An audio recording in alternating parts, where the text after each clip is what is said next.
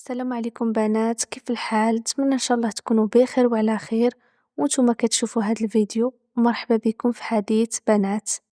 اليوم حديثنا غادي يكون على افكار سن المراهقه، دوك الافكار اللي كانوا كيجيونا في سن ما بين 12 سنه حتى 17 سنه.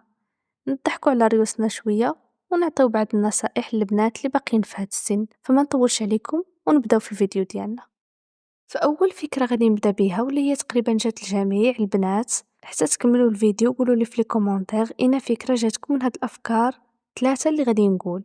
الفكرة اللي هي والدينا ما كيبغيوناش، تقريبا كاع البنات جاتهم إلا طلبنا منهم شي حاجة وقالوا لنا لا كتساوي ما كيبغيوناش. ما كناش كنشوفوها من داك الجانب تاع انه راه ما عندهمش الفلوس، هذيك الحاجة ما تصلح ليش اودي راني غلطة، لا، ما داروهالناش ما كيبغيوناش وكيديروا الخاطر لخوتنا الكبار وحنا لا، احنا يمكن لقاونا غير حدا الجامع. فانا غادي نحكي لكم الحاجه اللي درتها في 14 سنه ودابا ندمت عليها ما نكذبش. هي انني اول حاجه بعدا كنت كنلبس تونيات نتاع الولاد، قلت لهم بغيت نلبسهم، كاع حادي وداروا عليها عين ميكا وسرطوها. ولكن واحد النهار جهلت وقلت لهم بغيت نقطع شعري، بغيت ندير التحسينات تاع الولاد. ما بغاوش، اختي تزعف وما تزعف والو، انا قلت لهم رايي هو رايي، انا بغيت نقطع شعري بغيت نقطع شعري وخليوني، وديك الحاجه عجباني، وعلاش انا الحاجه اللي كنبغيها ما تبغيوش ديروها لي.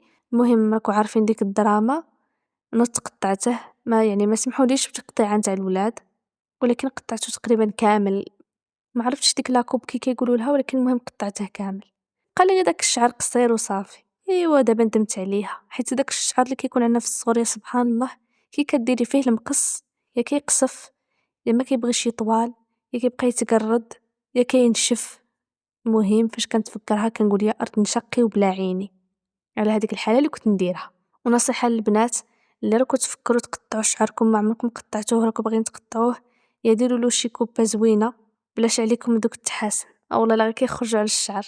والله يهدينا. تاني فكره غادي نهضر عليها واللي هي انا من ناحيتي كنشوفها الطب تاع الفهامات وقله الراي.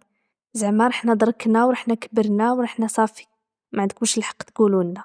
ديك الفكره نتاع هما غالطين وانا عندي الصح، زعما راني متحكمه في حياتي وعارفه القرارات، حنا ما عارفين حتى شي حاجه ما نكذبوش.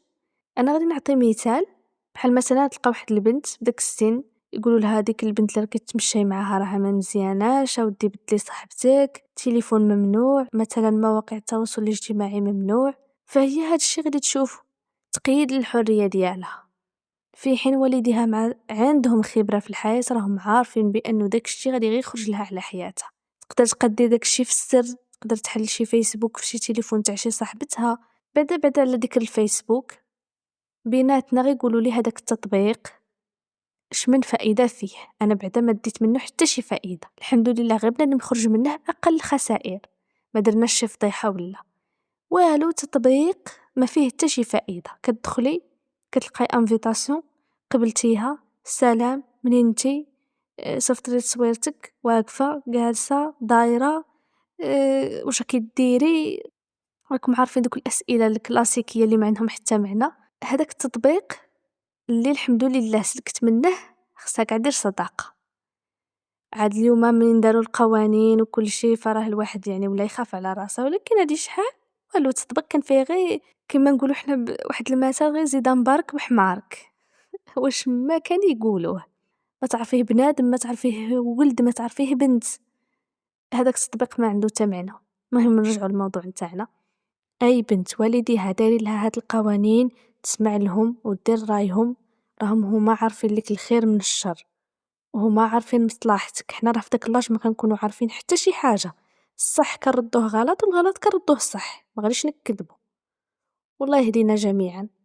وثالث فكره واللي هي الاخيره، وجات هذه البنات الاولاد لكلش، المهم غير هذا حيت حديث بنات فبيناتنا حنا البنات. الفكره هي خصني نهرب، نجيب ورقه وستيلو نكتب لهم الى عائلاتي سمحوا لي انا ما بقيتش قادة على هاد العيشه، احبكم وما تقلبوش عليا. لا حول ولا قوه الا بالله. كتفكري هاد الشيء كتقول يا ربي اش من عقل كان عندي في ديك الوقيته، واش من عقل. الا درتي لهم غير العشاء وما عجبهمش صافي تقولي خصني نهرب، ما دايريليش قيمة. الله يهدينا وصافي. الحمد لله، الحمد لله الإنسان فات من ديك التجربة.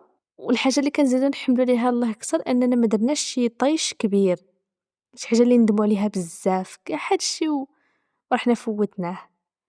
إيوا وبالنسبة للبنات اللي راهم في هاد اللاج، دوك الأفكار نتاع الهرب من الدار، راه ما عندك فين تمشي. واش عندك واش غادي تلقاي برا في الزنقة؟ تفرشي الأرض وتغطاي بالحجر ولا التراب؟ الله يهديك، تصنتي لوالديك وكوني مهدية مرضية كي تقولي الوالدة ديالي كونوا مهديين مرضيين.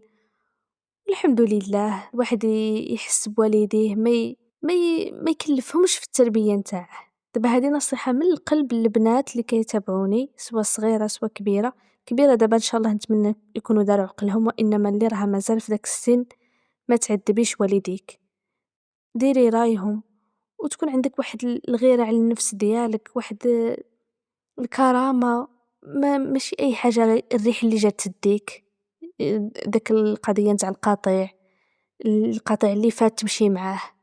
حضي راسك وديها في قرايتك، انت دابا ملزمة غير بالقراية نتاعك. الحمد لله موفرين لك المسكن والملبس والمأكل، انت عليك غير القراية. بنادم ما ننساوش واحد الحاجة، نصيحة من القلب، الصلاة ديالكم الصلاة ديالكم ما تسمحوش فيها، وقراو قرايتكم. وبنادم من يشوف راسه ينجح غادي يفرح، أحسن من ديك الصحبة اللي ما عندها حتى معنى، اللي كتديك في واحد الهاوية. بنادم كتضيع له قرايته، كتضيع له حياته، حتى الصورة ديالو قدام الناس كتضيع. وغادي يجيو دوك اللي يقولك حنا ماشي شغلنا في الناس، لا راك غادي تكبري وغادي تعرفي واش راني نقولك. الصورة ديالك كتبقى زينة. الحمد لله كبرتي في الدرب، ولاد الدرب كيحترموك، مول الحانوت كيحترمك، ما يكونش بنادم متاح لكلش. ونتمنى تكونوا فهمتوني اش راني نقول لكم، ونتمنى يكون الفيديو عجبكم، وكتبوا لي في لي كومونتير شنو هما الافكار اللي كانوا يجيوكم في هذاك اللاج. والسلام عليكم ورحمة الله وبركاته.